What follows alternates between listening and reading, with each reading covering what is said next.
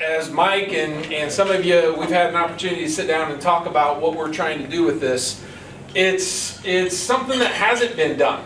It hasn't been done at EIU in terms of trying to put our programs at a different level. You know, we sat down and talked with one individual, and his comment was, "It's about damn time." You know, that's the part that says we got people here that care about EIU, care about EIU athletics, care about EIU basketball.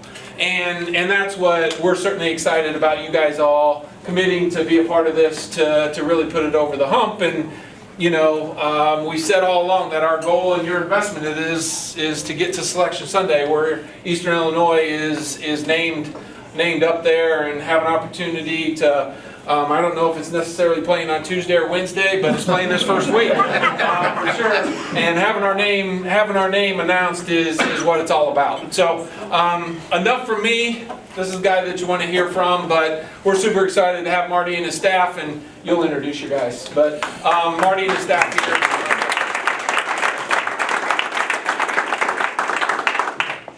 First of all, I'd like to thank Tom for number one, giving me the opportunity to be the head coach here, and just the support that he's given myself, our staff, and our players really means a lot. Obviously, he's played the game at a high level and understands a lot about it, and he's been a great resource for me as the head coach.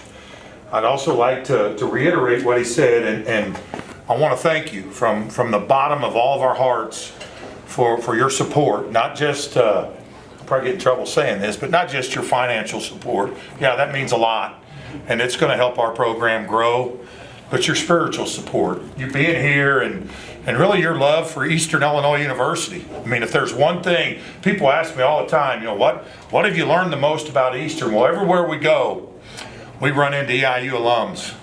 And one thing's consistent with all of them, and that's their experience here at Charleston and Mattoon and Eastern Illinois University. Everybody has great things to say, so we're thrilled to be a part of it.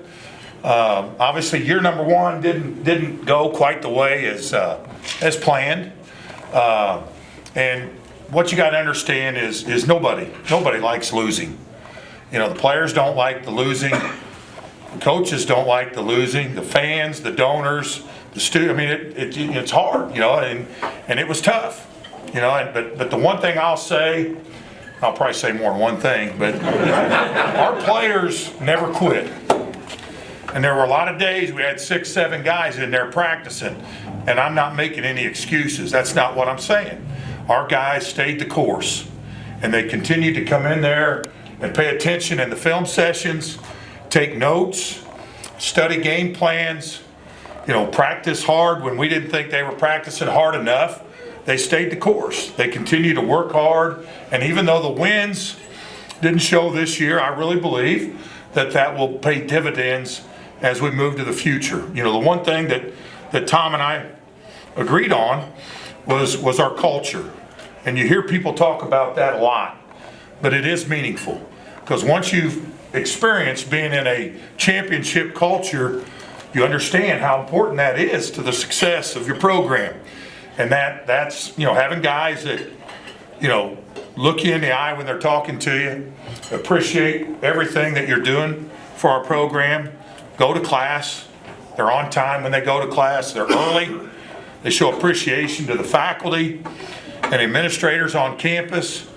You know, they do things in a first-class manner. They're appreciative for all the opportunities that we're given here at Eastern. We're not there yet, but we're heading in the right direction. You know, as the season went, you know, we started off, and our schedule was probably a little bit tougher than maybe we should have had it been, just a little bit the first year, but I think that's going to help us here as we go into year two, because we're going to have more non-conference home games, and we felt like we could get our system implemented and we'd be a little bit further ahead. So we will have more non-conference home games. I think that'll help, but we struggled, and then at the semester we lost some guys. But we really had some guys step up. You know, Paul Bizamano was a freshman that he showed a lot of promise. He's got to get physically and mentally stronger. He knows that. He's lifting twice a day right now, 4 days a week. So that's a step in the right direction with Big Paul. Dan Lewis, I told the story. He was a walk-on, and we were going to redshirt him. He played Division III basketball in Ohio, and we were going to redshirt him. That's part of the deal. He said, I want to play Division I. What do you think? I said, well, just come over and try it for a year. We'll redshirt you, play on the scout team, and then after a year, if you like it, stay with it. If you don't, you haven't used a year of eligibility, you can go somewhere else and play. So at the semester there, around that time, we had some guys leave, had some guys injured, and we thought we better talk to him here and see if he wants to get out of that red shirt and play. So we met with him, and anybody that knows Dan was fired up. His whole goal was to play Division I basketball, not be on the team, but play. And he saw the opportunity that he had, and anybody that watched us play, he played some point guard, believe it or not, Division III, but he's really, at our level, it's not going to be easy for him to play point guard, but he played it a lot at the end of the year. And you got to tip your cap. Kid played 1 year Division III basketball, and then he played basically the second half of the season, at times way out of position, and did a lot of really good things. Tough, smart, really cares about it. I mean, he's 100% bought in. 100% bought in. I forgot to say, the reason Paul's lifting twice a day, 4 days a week, is because Dan's getting him and taking him to the weight room with him. So there's that culture that we're talking about. Not only do it yourself, but bring guys with you. And that's what that's part of the growth mindset. We're not there. Sammy Friday was, a senior, and God bless him. I mean, he didn't practice very much this year, but he played in the games. He gave you everything he had. He played on one leg a lot of times. But it just, when you don't have a senior that's out there every day, it's hard to lead in the way that you want to lead, because the best way to lead is by example. And that made it hard. But I'm going to get through this first season here. But it was tough on everybody, but there were a lot of things gained. I mean, that's the part, and the thing that's, I'm not going to cry, but it is overwhelming that, because if you don't think that I understand we won 5 games and we lost 26, then you don't know anything about Marty Simmons. Because I understand the importance of the success of our basketball program, not only to the university, but to the communities surrounding Charleston. And I want that as bad as you do, or worse. I want that to happen. And we're not, we're in the early stage, and we're heading in the right direction. I know I'm supposed to say that. You think I am? You'll just have to wait and see. But we're in a much better position. We've got one kid signed, Sincere Malone. QSA 6'7", and Justin will say 6'8", so whatever, 6'7.5". He's about 230, but he's at a prep school in Missouri. He can handle it. He can pass it. He's a lot like Paul. These guys all get jealous, the guys they recruit, and you're comparing him to this guy, but he's a lot like Paul, but he's stronger. He's more physical. He played at Simeon High School in Chicago, so we're really excited. We just went and watched him play. Doug Nowsack, who's not here. I guess I was supposed to introduce those guys, and I didn't. Did I introduce you guys? Okay. But Doug saw him play in a prep school tournament, and when the game was over, he was able to talk to his family, and they're just so fired up about him getting to Eastern and getting started in classes. All right, I'm gonna back up here. Stand up, fellas.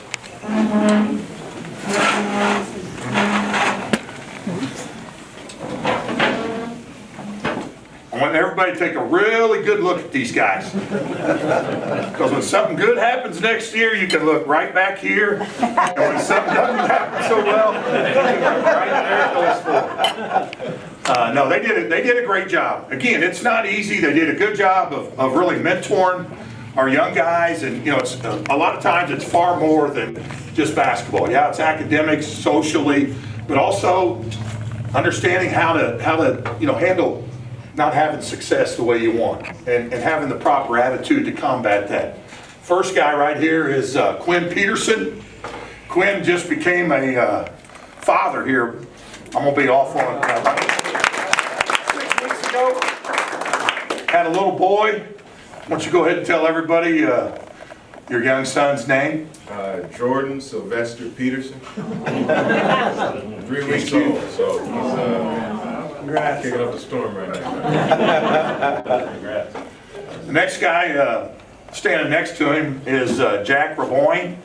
Jack was on the staff when we got here. Jack and I ran the show here for a couple weeks together. But Jack played at St. Louis. He's from Mattoon. Really smart. He does a fantastic job for us. Jack Raboyne.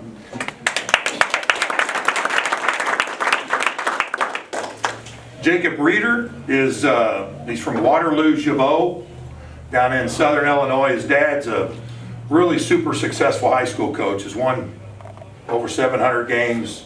Terrific coach. Jacob played at Monmouth College, and he's our graduate assistant. Really good. He practiced a lot with our guys. Did a good job. Really smart, competitive dude that I think's got a bright future in coaching. Jacob Reeder. Justin Walker, he got some good news today. It's always nice to get good news at Eastern Illinois. But we've been recruiting a certain kid all year, and we think this young man. Well, I know you're gonna. He's a really exciting player. You know how a lot of fans like that 3-point shot. I happen to be a big fan of the dunk shot. And this dude gets a lot of steals and a lot of dunks. He's a high flyer, and he's really got a chance. You know, and Eastern Illinois had a lot of exciting players over the years, and I think this gentleman has a chance to be one of the more exciting guys just because of his athleticism. And but Justin Walker, he was at Southern Illinois as an assistant. He worked with Coach Novsak, and he came on board with us here. He's a high school coach up in the Bloomington area, and doing a nice job for us. Justin Walker.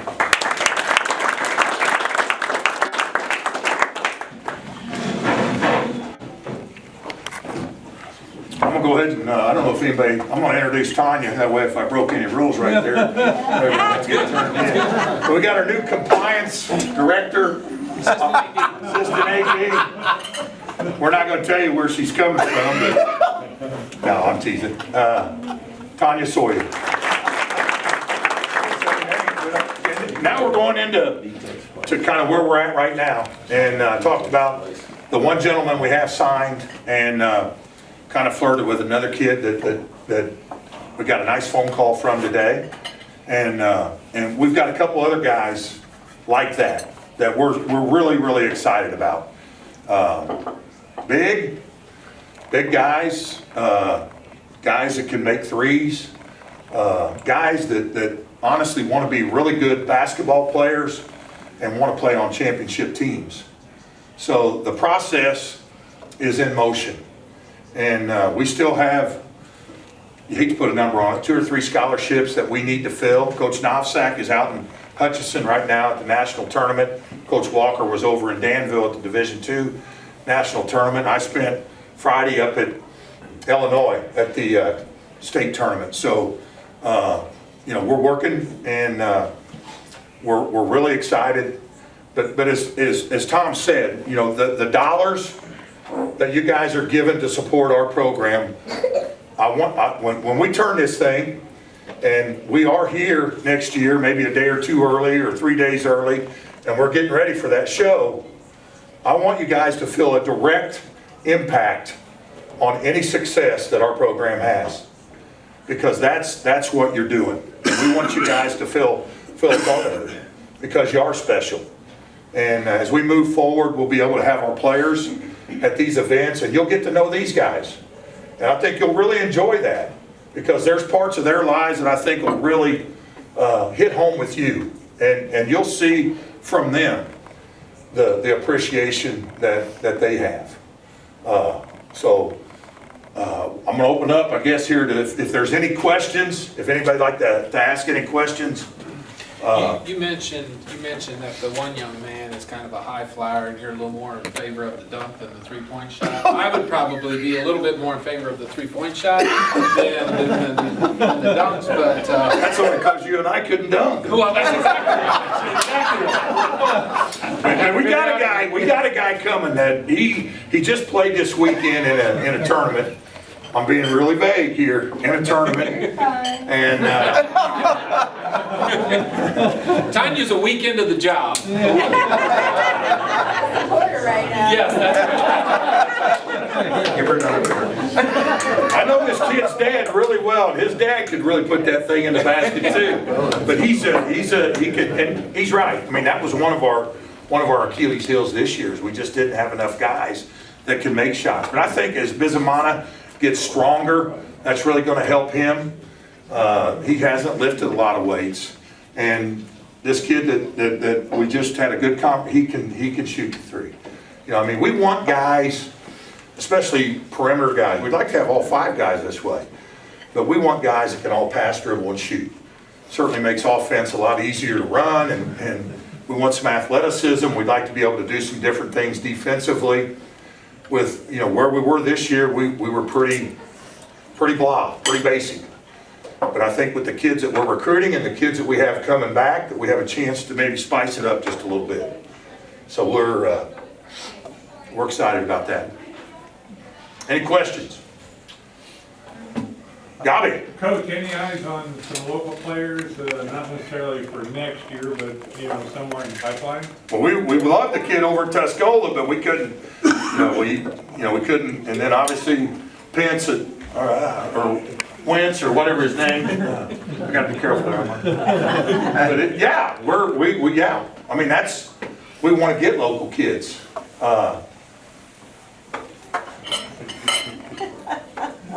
Can't talk about them, but yeah.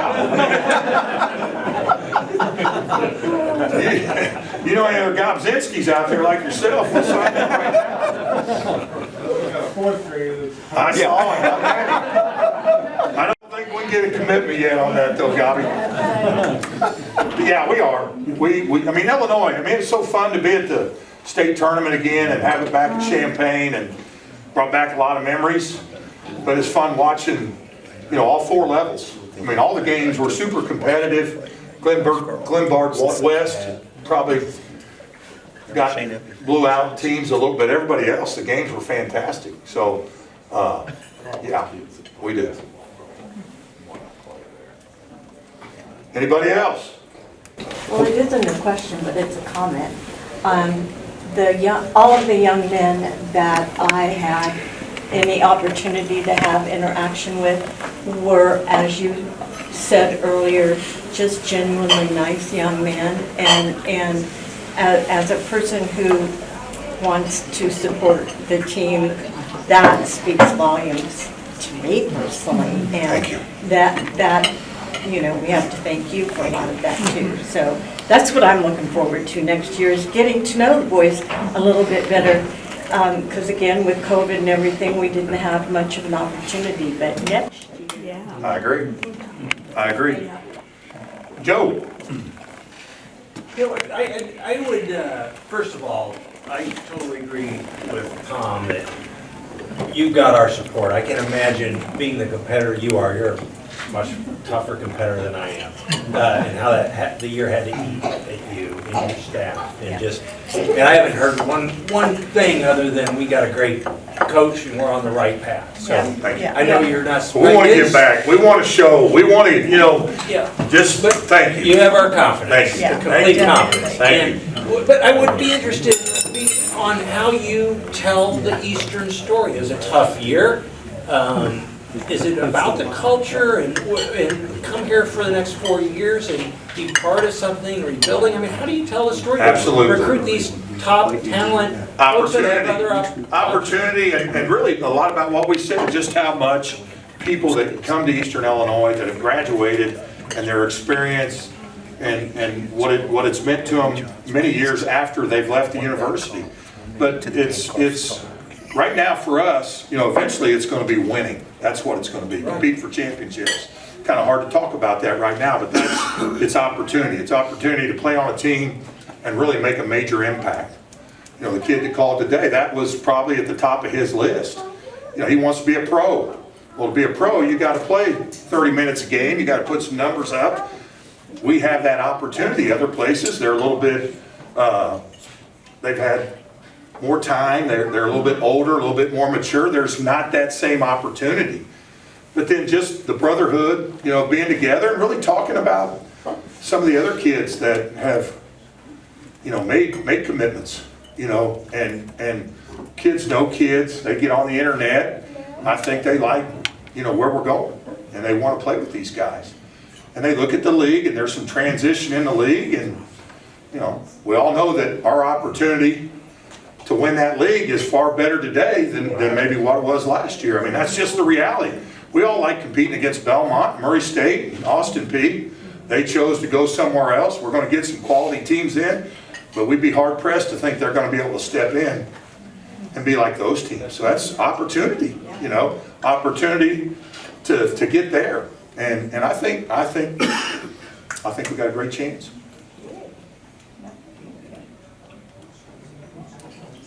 Anybody else? Dave, you had your hand up there. That was my question about the OVC, its changes, and how it affects Eastern basketball. Can we have that one? Well, it doesn't, I mean. Just for basketball, or? Well, in general, but specifically since we're here in basketball. Yeah, I think it's going to give us a heck of a lot more opportunity. I mean, when you look at the things Tom talked about initially, you know, like Murray State, the way they fund their basketball program is, I mean, they got a practice facility down there, and I mean, they've had a long storied history. I mean, look at us. I mean, they've dominated the league, and you know, you look at Belmont. We just practiced in their $25 million practice facility when we were down there. You know what I mean? They're good. I mean, they're in Austin Peay for a long time. When Coach Luce was there, competed. So I mean, you're taking three teams that are right at the top of the league, and they're so. Heck yeah, we've got a heck of a lot. Now, SEMO's got a good team coming back. Morehead State has got most of their guys. I mean, but I certainly like our chances a lot better. To have a chance to win the league or win the tournament and advance to the NCAA. And kids want to play in that. Kids want to play in the NCAA tournament. They want to sit in here with you guys on Selection Sunday. They want to be a part of that. You know, the enthusiasm, if we could bottle that up and we could sell it, we'd be gazillionaires. I mean, it's an amazing adrenaline, you know,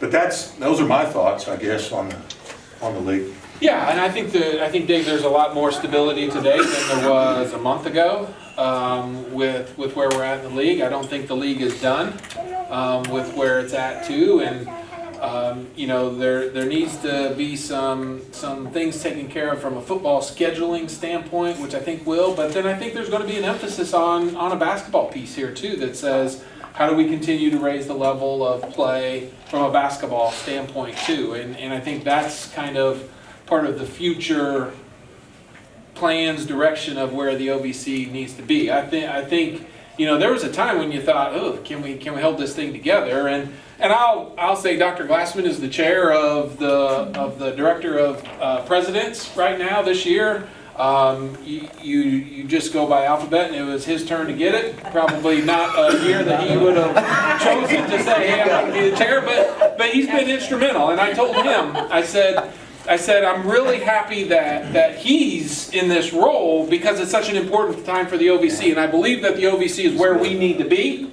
for Eastern Illinois University. Geographically, with Jacksonville State and EKU being gone, we did add Little Rock, which kind of steps out. But we're starting to get more towards the middle of this thing a little bit, where we're not so far on the outskirts of it. I just saw Indiana. You want to know how damn hard it is to get. This is the first time they've been to the tournament since 2016. Think about the history of that program. Yeah.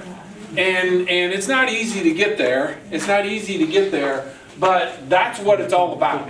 That's what it's all about to get there. So, you know, it's an exciting time for our program, I think, as we continue to move it forward. And, you know, what I would tell you is that from a recruiting standpoint, you know, what they're doing with our guys is bringing in like-minded individuals, and that doesn't happen overnight. So that like-minded mentality of Dan Lure's bringing Paul to the weight room every day, because Paul did get his tail kicked underneath at times, right? And understanding that I need to be in the weight room twice a day to be able to get bigger and stronger and do those things. And recruiting those same kind of kids that have that mentality, because if you're really into it, as he said, that losing stuff, you know, I hate losing probably more than I enjoy winning, and that's probably not healthy either. But you got to find those kids that really, really want to, and that's what his staff are doing. It's just not, hey, can they put the ball in the hoop?